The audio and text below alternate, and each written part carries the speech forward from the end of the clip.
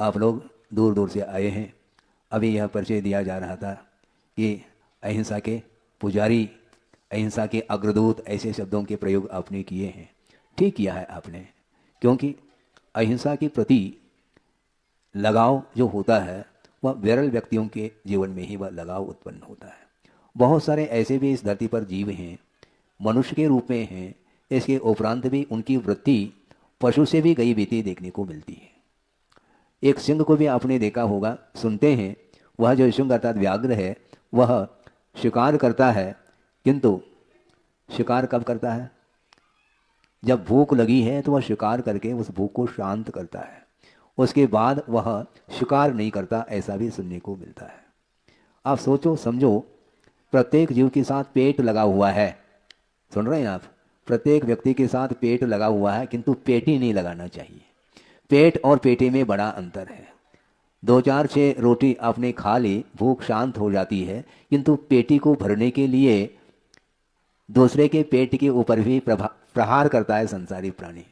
केवल पेट ही भरना चाहता है। जीवन जीने के लिए आपको ये चाहिए कि जिस प्रकार मैं अपने जीवन को सुख और शांति के साथ व्यतीत करना चाहता हूँ, उसी प्रकार प्रत्येक जीव की यह इच्छा होती है। इसलिए दूसरे के प्रति भी करुणा का भाव जागृत होना चाहिए, लेकिन नहीं हो पाता।